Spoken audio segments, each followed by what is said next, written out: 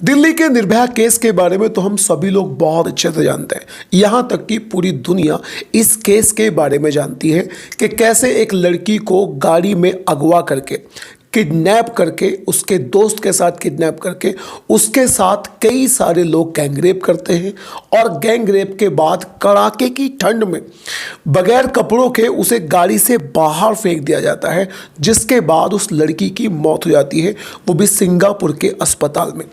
लेकिन today I will be talking about one more same kind of rape, यानी आज फिर मैं आपसे बात करूंगा एक उसी ही टाइप के रेप के बारे में, जिसमें एक 17 साल की लड़की के साथ पूरे 13 लोग गैंगरेप करते हैं और वो भी पूरे 2 दिन तक। जब आप भी इस केस को सुनेंगे तो आप भी सुनकर हिल जाएंगे। तो हेलो एंड वेलकम बैक। इस केस की पूरी डिटेल्स मैं आपके साथ शेयर करता हूं, आप चैनल को सब्सक्राइब कर लीजिए। तो इस केस की डिटेल्स के लिए मैं आपको लेकर चलता हूं उड़ीसा में। उड़ीसा में एक जगह पड़ती है, जिला पड़ता है, जिसका नाम है कालाहांडी। उसी कालाहांडी के एक गांव में रहने वाली 17 साल की एक लड़की अपने माँ बाप को छोड़कर विशाखापट्टनम में एक परिवार में जाकर जॉब करती है। वो उस परिवार में रहकर उस परिवार के एक कुत्ते की देखभाल किया करती थी, उस कुत्ते को फीड कराया करती थी, उसका पूरा ध्यान रखा करती थी और घर में और भी बहुत सारे काम वो लड़की वहां पर किया करती थी, यानी एज ए हाउस हेल्प वो लड़की वहां पर काम किया करती थी। 17 दिसंबर को उस लड़की का जो मालिक था, यानी जो घर वाले थे, वो अपने परिवार के साथ कहीं बाहर जाते हैं, किसी से मिलने के लिए जाते हैं। अब इसी 17 दिसंबर को उस लड़की का एक बॉयफ्रेंड था और इस लड़की को उस बॉयफ्रेंड से मिलने का 17 दिसंबर को मौका मिल जाता है। वो लड़का इसे फ़ोन करता है और इससे बोलता है कि आज उसका बर्थडे भी है, यानी लड़के का बर्थडे था। वो उससे बर्थडे गिफ्ट के बहाने, मिलने के बहाने उस लड़की को बाहर निकलने के लिए बोलता है। अब ये लड़की अपने घर से निकलती है और दोनों आपस में एक दूसरे से बातचीत करते हैं और इन दोनों में प्लानिंग बनती है कि आर के बीच के पास इन दोनों की मुलाकात होगी। लड़की अपने घर से, यानी उस घर से बन संवर कर पूरे अच्छे से तैयार होकर आर के बीच के लिए निकल लेती है। अब ये बहुत जल्दी आर के बीच पर पहुंच जाती है। इसका बॉयफ्रेंड इसका वहीं पर इंतजार कर रहा था। ये देखती है कि इसके बॉयफ्रेंड के साथ एक लड़का और भी है। इसका बॉयफ्रेंड उस लड़के से इस लड़की का इंट्रोडक्शन कराता है। मिलने के बाद इन दोनों में बातचीत होती है और ये लोग एक लॉन्ज में पहुंच जाते हैं, यानी एक छोटे से होटल टाइप जगह पर पहुंच जाते हैं।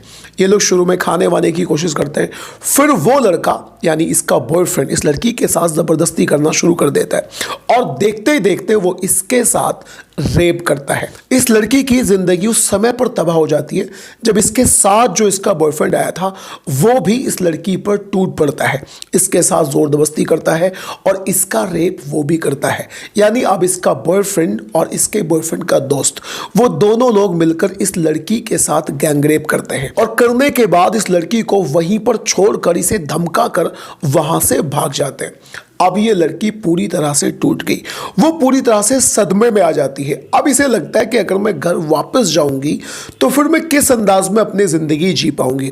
इसीलिए ये मरने की प्लान अपने दिमाग में बनाती है। इसे लगता है कि अब मेरे जीने का कोई भी फायदा नहीं है। मानसिक रूप से पूरी तरह से ये लड़की टूट जाती है।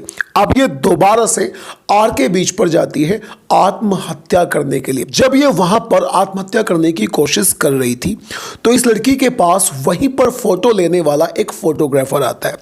फोटोग्राफर इस लड़की से बातचीत करता है। अब ये लड़की उस फोटोग्राफर पर विश्वास कर लेती है और उसे अपनी पूरी की पूरी आप बीती बता देती है कि कैसे ये अपने बॉयफ्रेंड के चक्कर में आकर अपनी इज्जत पूरी तरह से लुटा चुकी है। अब वो फोटोग्राफर इसे मदद का आश्वासन देता है और इससे बोलता है कि तुम जरा सी भी चिंता मत करो, तुम मेरे साथ चलो, मैं तुम्हारी हेल्प करूंगा, मैं तुम्हारी रिपोर्ट भी दर्ज कराऊंगा और उन दोनों को ढूंढने में तुम्हारी पूरी तरह से मदद करूंगा। अब ये लड़की उसके बहलाए में आ जाती है, उसे लगता है कि ये मेरी हेल्प करने वाला है। अब ये दोनों एक रूम पर चले जाते हैं।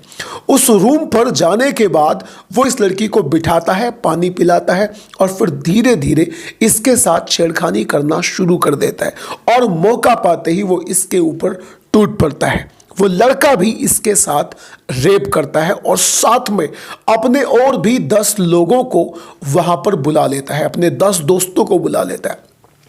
यानी एक लड़की जो पूरी तरह से मजबूर थी, जिसका ऑलरेडी गैंग रेप हो चुका है। अब उसे एक मददगार मिलता है और वो मददगार भी अपने साथ में और भी 10 लोगों को मिलाकर इस लड़की के साथ गैंग रेप की तैयारी कर लेता है। और अब ये अकेली लड़की उन 10-11 लोगों के सामने गिड़गिड़ाती है। 2 लोग तो पहले ही भाग गए थे, इसका बॉयफ्रेंड और बॉयफ्रेंड का दोस्त। अब इसके सामने 11 लोग थे और ये अकेली लड़की थी।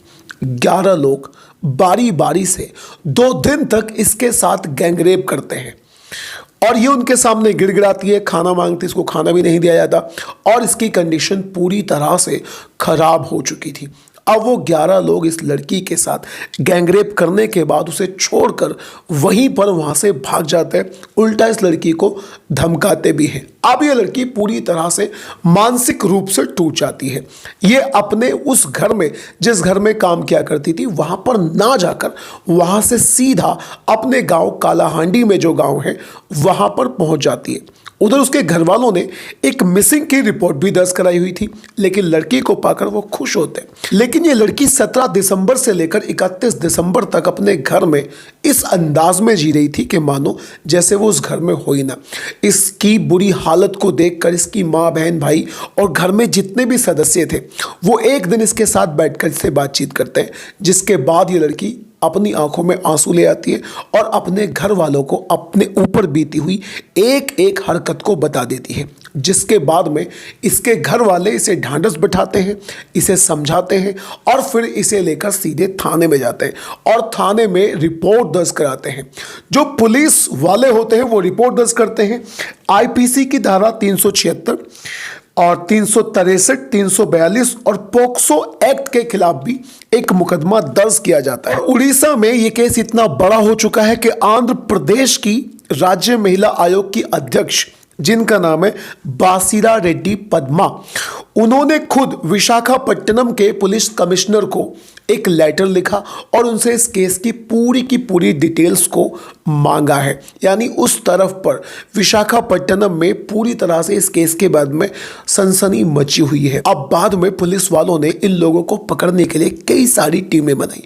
अपनी कुछ टीमों को विशाखापट्टनम में भेजा, यानी वहीं पर भेजा, और कुछ टीमों को उन लोगों को पकड़ने के लिए झारखंड में भेजा, यानी कुछ लोग उनमें से झारखंड के भी रहने वाले थे। अब बात यह है कि 11 लोगों को अरेस्ट कर लिया गया है, 2 लोग अभी भी पुलिस की अरेस्ट से बाहर हैं।